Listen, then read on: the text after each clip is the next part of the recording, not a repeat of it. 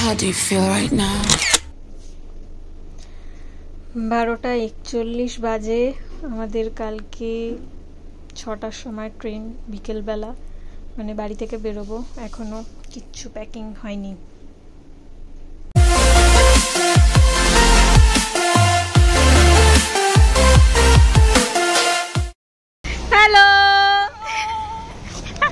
Hello everyone, welcome to madly Rockerz blog channel. আমরা সবাই মিলে চলেছি আরও একটা ট্রিপ সফল করার উদ্দেশ্যে। এইবারের গ্রুপটা একটু বেশি বড়। আমি, মা, বাবা, বোন তো রয়েছি, সাথে সেই পিসি আর ঠাম্মাও রয়েছে, এবং তার সাথে এবছর জেম্মারাও এসেছে। স্টেশনে এসে আমরা প্রথমেই চলে আসি KFC-তে আমাদের রাত্রে খাবার নেওয়ার জন্য। এটা অবশ্য সবাই নেয়নি, শুধু আমার, বোন, মা, বাবার জন্য ছিল, আর বাকিরা বাড়ি থেকেই খাবার নিয়ে এসেছিল। ট্রেনের দরজা খোলেনি, ট্রেনের দরজা খোলেনি।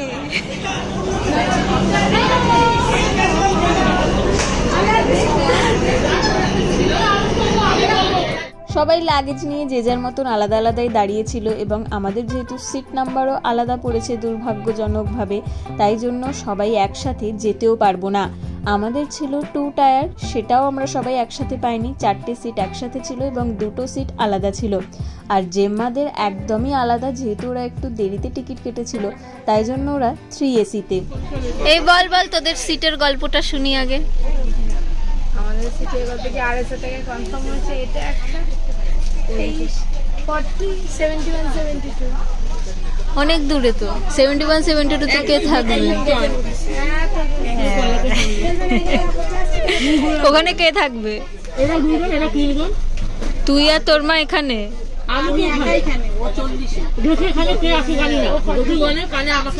মানে তোদের একটা সিটও একসাথে নেই, সব আলাদা আলাদা? সেটা কি ওপর নিচ? চলেছি আমরা উত্তরবঙ্গ এক্সপ্রেসে। আজকালকার দিনে কনফার্ম টিকিট পাওয়াটাই ভাগ্যের ব্যাপার।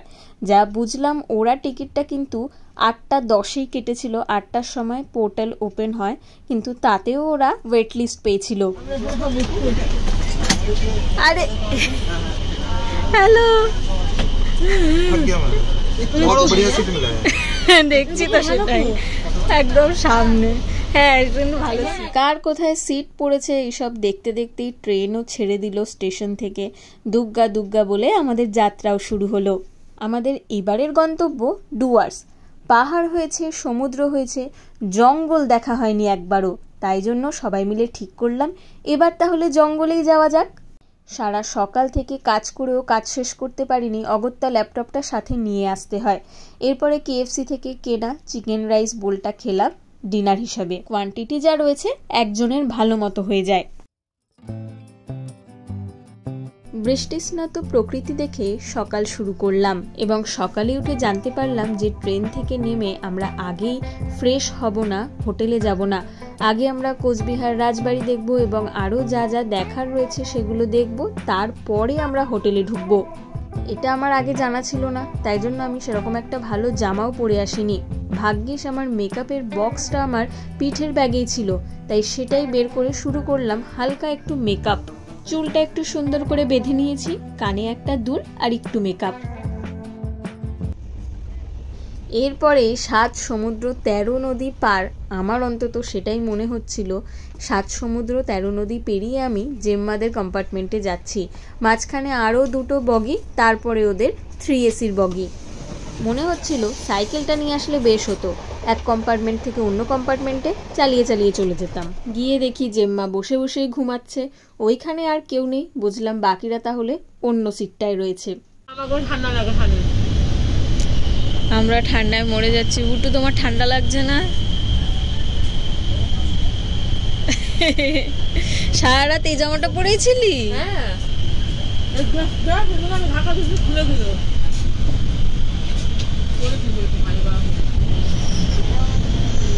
ওই তো কাঁপছে ঠান্ডায়। ওদের এই জায়গাটা যথেষ্ট ভালো, আমাদের ওই জায়গাটা ঠান্ডা করে রেখেছে।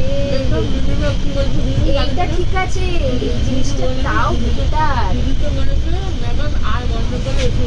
এটা বেটার। আমাদের উপরে লোক, আরে উপরে এই উপরে মমি শুয়ে আছে উইথ ব্ল্যাক।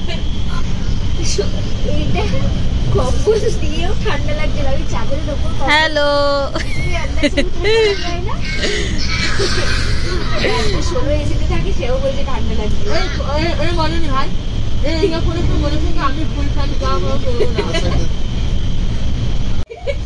কি সুন্দর ব্রাশটা বুটুর।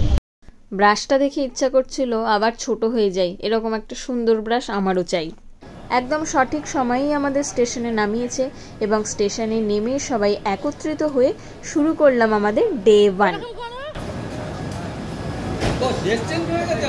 অবশ্যই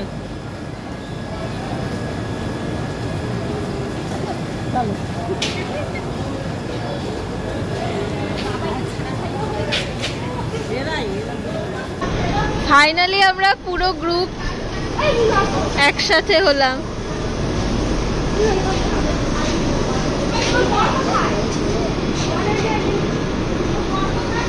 স্টেশন থেকে নেমে দেখলাম খুব হালকা বৃষ্টি হচ্ছে। বৃষ্টিটা খুব একটা গায়ে লাগছে না। আমাদের যিনি ট্যুর অপারেটর ছিলেন তিনি নিউ জলপাইগুড়ি থেকেই আমাদের সাথে ট্রেনে উঠে যায় এবং পুরো ট্যুরটাই উনি আমাদের সাথে থাকবেন। আমাদের গাড়িও দাঁড়িয়ে রয়েছে এখানে, আমরা নেমেই গাড়িতে উঠে পড়ি। নিউ কোচবিহার স্টেশনটা আমার খুব সুন্দর লাগলো, পুরনো দিনের ধাঁচে তৈরি। একটা গাড়িতে তো হবে না, তাই দুটো গাড়ি নেওয়া হয়েছে এবং এখন এইটাই দেখার যে আমরা কিভাবে বসবো গাড়িতে, কারণ আমরা বোন দিদিরা তো সবাই আলাদা হতে চাই না। আমরা এখন এখান থেকে যাব কোচবিহার রাজবাড়ি এবং সেটা আমাকে কেউ জানায়নি, তাই আমি খুব সাধারণ একটা জামা পরে এসেছি আর এরা সবাই জামা চেঞ্জ করে নিয়েছে ট্রেনের মধ্যেই।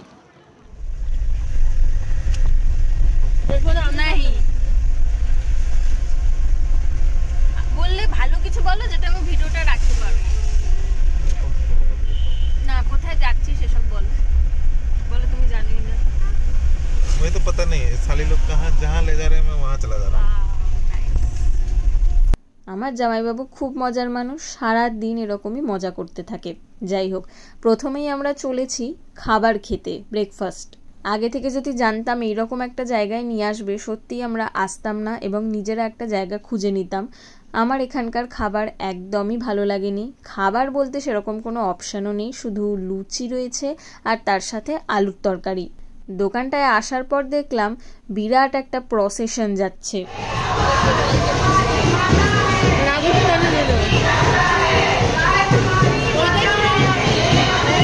সবার শেষে ছিল গাড়িতে গোপাল, অর্থাৎ কৃষ্ণেরই কিছু উৎসব হবে।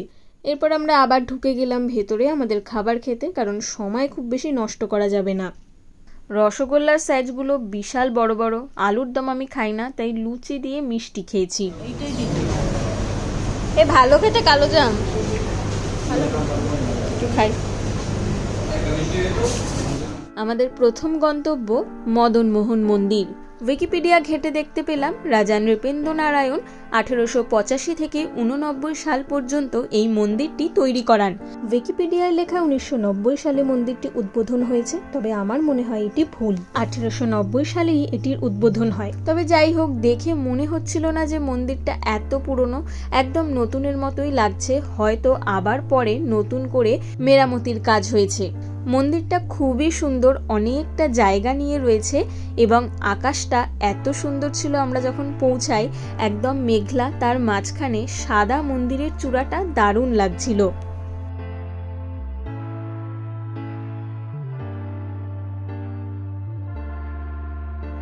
রাধাকৃষ্ণের মন্দির হলেও বলিকাঠ রয়েছে, মানে মা কালীও রয়েছেন এখানে। মহারাজাদের যুগে এখানে নাকি কচ্ছপ বলি দেওয়া হতো, পরে কচ্ছপের সংখ্যা কমে যাওয়ায় শোল মাছ বলি দেওয়া হতো। হ্যাঁ, আমাদের একটা ছবি তুলে দাও।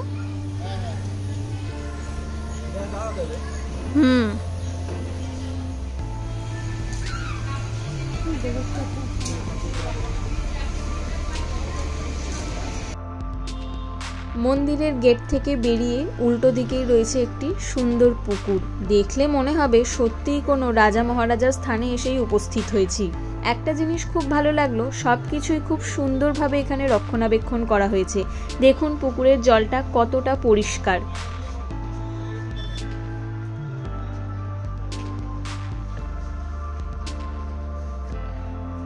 মন্দির থেকে বেরিয়ে রাস্তাতেই এটা একটা ভিউ পয়েন্ট, বিশাল বড় একটা ঝিল।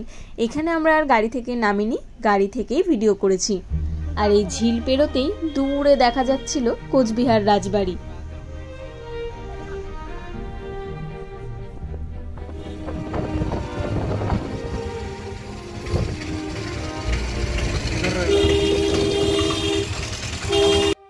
আমরা যেদিন কোচবিহার রাজবাড়িতে গিয়েছিলাম সেদিন ছিল ওয়ার্ল্ড মিউজিয়াম ডে, তাই জন্য আমাদের কোনো প্রবেশ মূল্য লাগেনি, বিনামূল্যেই আমরা কোচবিহার রাজবাড়ি দেখতে পেয়েছি। এটা আমার কাছে বেশ চমকপ্রদ ব্যাপার ছিল।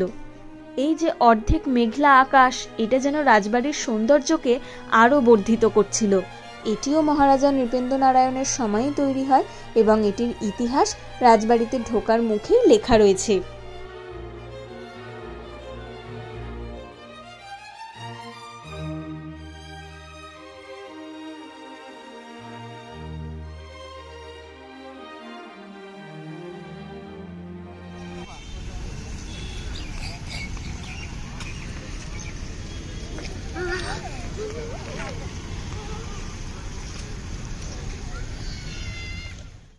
লক্ষ্য করলে দেখতে পাবেন রাজবাড়ির একদিকের চওড়াটা বেশি, একদিকের চওড়াটা কম।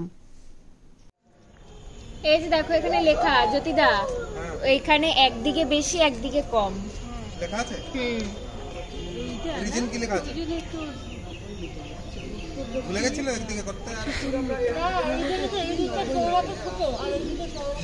এরকম রাজবাড়ি কেউ বানায়?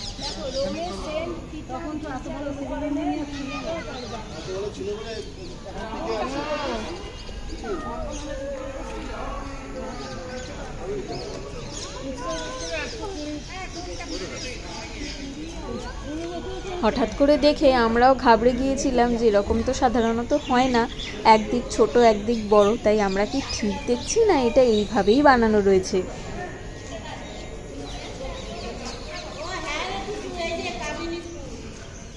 সংগ্রহালয়ের মধ্যে তো ভিডিও করা অ্যালাউড নয়, তাই জন্য ভেতরে কিছু ভিডিও করতে পারিনি। তবে ভেতরে যা যা রয়েছে সেগুলো হলো কিছু কিছু মূর্তি রয়েছে পুরনো, যেগুলো ভেঙেও গেছে কিছুটা, কিছু কাঠের মূর্তি রয়েছে, কিছু পাথরের মূর্তি রয়েছে। এছাড়া বিভিন্ন যে রাজারা ছিল তাদের ছবি রয়েছে এবং রাজাদের আমলে এই কোচবিহার রাজবাড়ি ছাড়াও এই কোচবিহারে আর কি কি তৈরি করা হয়েছিল সেই সব স্থাপত্যেরও ছবি রয়েছে এবং সেই বিল্ডিংগুলোরই কোনোটা এখন কলেজ বা স্কুল। আচ্ছা, আপনারা কি জানেন কোচবিহার কিন্তু ভারতের অন্তর্গত ছিল না 1949 অবধি।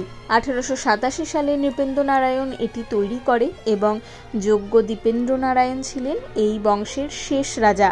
1949 সালে ভারত সরকারের সাথে চুক্তি স্বাক্ষর হয়ে কোচবিহার ভারতের অন্তর্গত হয়। রাজবাড়ির চারপাশটা ঘুরে ঘুরে দেখছিলাম এবং হঠাৎই আমার মনে হলো যে এই অ্যাঙ্গেল থেকে ছবি বা ভিডিও নিলে বেশ ভালো লাগবে, সেইটারই চেষ্টা করছিলাম। ব্যাস, আজকের মতন আমাদের সাইট সিইং এইখানেই শেষ। এরপর আমরা চলে গিয়েছিলাম আমাদের হোটেলের উদ্দেশ্যে। আমি এই ট্রিপটাতে আসতেই চাইনি, তাই জন্য আমি দেখিও নি যে কী হোটেলস বুক করা হয়েছে বা কোথায় কোথায় আমরা যাচ্ছি। তাই জানতাম না যে আমরা এখন যেখানে পৌঁছাবো সেই জায়গাটা কতটা সুন্দর। রাস্তা পেরিয়ে, নদী পেরিয়ে এবং দুপাশের ক্ষেত পেরিয়ে অবশেষে আমরা 3টে নাগাদ গিয়ে পৌঁছই আমাদের জলদাপাড়ার রাইনো কটেজে।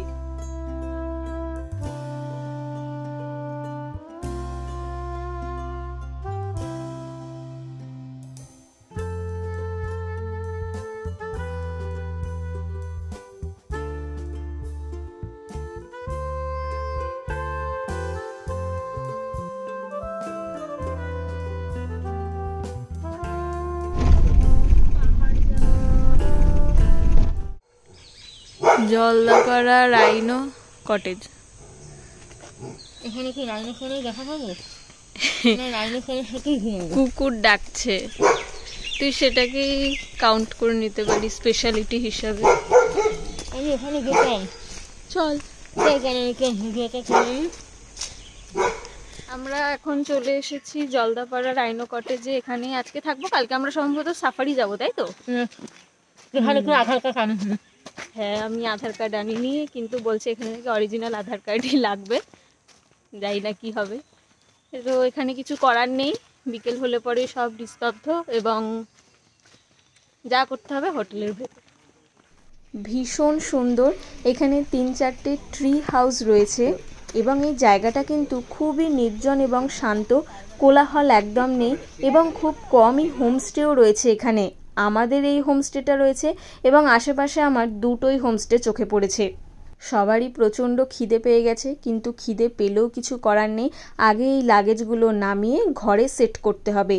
3টে কটেজ বুক করা হয়েছে এবং 3টে কটেজে রয়েছে 2টো করে রুম, আর একটা রুমে 3 জন করে থাকবো। জায়গাটা খুবই সুন্দর, কিন্তু এখানে একটা ব্যাপার হলো যে সব রুমগুলোই এরকম সিঁড়ি দিয়ে উঠে তারপরেই, নিচের তলায় কোনো ঘর নেই। যে ঘরগুলো রয়েছে সেখানে এখানকার স্টাফরা থাকে। আর কেন যে সব ঘরগুলো উপরে সেটা বুঝতে পারলাম সিঁড়ি দিয়ে উপরে ওঠার পরে। সিঁড়ি দিয়ে কিছুটা উপরে উঠতেই দেখতে পেলাম সামনে দিয়ে বয়ে চলেছে শিশিমারা নদী। আমার কাছে একদমই অপ্রত্যাশিত ছিল এবং দেখে ভীষণ ভালো লেগেছে। আর এত শান্ত নিরিবিলি প্রকৃতির মধ্যে জায়গা এমনিই আমার ভালো লাগে।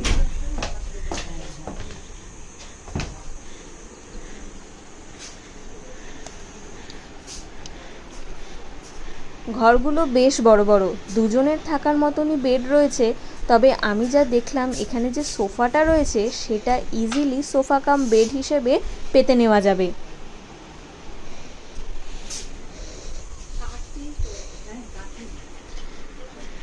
এই রুমটা হলো আমার বোন আর মাই। জানলার পর্দা সরালেই দেখা যাবে নদী, অর্থাৎ আপনি বিছানায় শুয়ে শুয়েও নদী দেখতে পাবেন। অন্য একটা ঘরে দেখলাম বাথরুমের সামনে রয়েছে একটা ড্রেসিং টেবিলের মতন জায়গা, যেখানে জামা কাপড় পরা যাবে এবং সাজগোজ করা যাবে। প্রত্যেকটা রুমে টর্চ এবং ফ্রিজ ম্যান্ডেটরি। প্রত্যেকটা ঘরই ভীষণ সুন্দর এবং ভীষণ পরিষ্কার পরিচ্ছন্ন।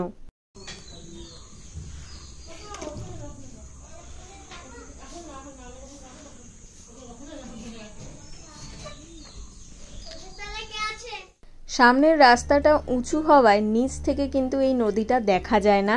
যখনই উপরে আসা হবে তখনই এই নদীটা দেখা যায়। এই জিনিসটা আমার দারুণ লেগেছে।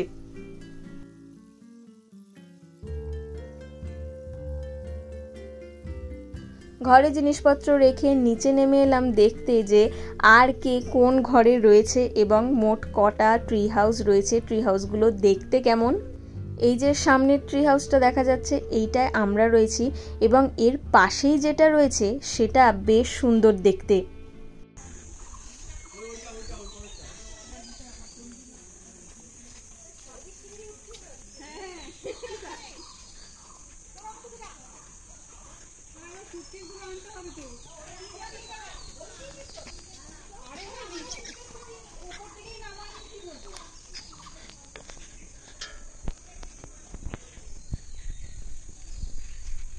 এই জায়গাটা একদম ইনস্টাগ্রামের রিল বানানোর মতো জায়গা। তবে জায়গাটা একটু ভেতরে গাছপালা দিয়ে পোকামাকড় থাকার সম্ভাবনা রয়েছে, তবে ওখানে গিয়েও আমি কয়েকটা ছবি তুলেছি।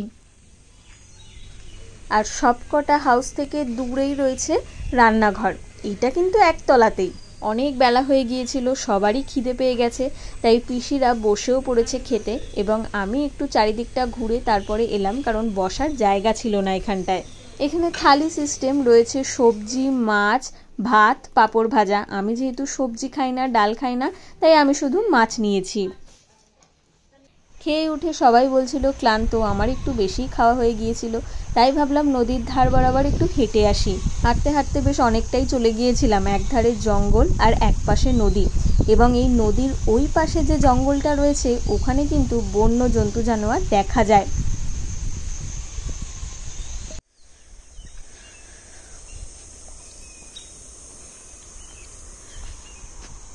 আমরা যে কটেজে রয়েছি সেখান থেকে বেরিয়ে আমি একটু একা একাই চলে এসেছি।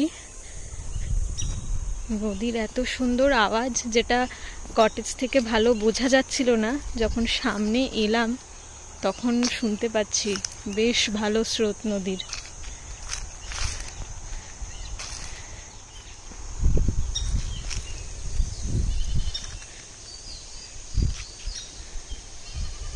প্রথমবার জঙ্গল ভ্রমণে এসেছি, পাহাড় দেখেছি, সমুদ্র তো দেখেইছি অনেকবার, এই প্রথমবার জঙ্গলে। কালকে আমাদের সাফারি ভোর 6টার সময় বেরোতে হবে বলেছে, ওয়েট করছি। প্রথম জঙ্গল সাফারি করব। ওইদিকে চলো, ওইদিকে চলো, ওইদিকে। নদীটা দেখার পর ইচ্ছা হচ্ছিল খুব নদীতে নামতে, কিন্তু একা একা সাহস হচ্ছিল না।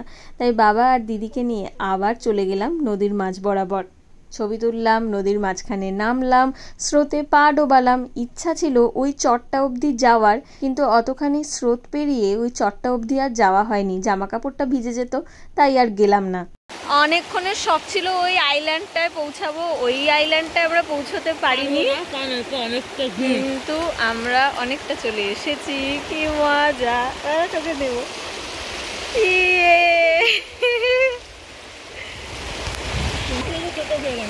হ্যাঁ, পেয়ে গেছি আমি আমাকেও।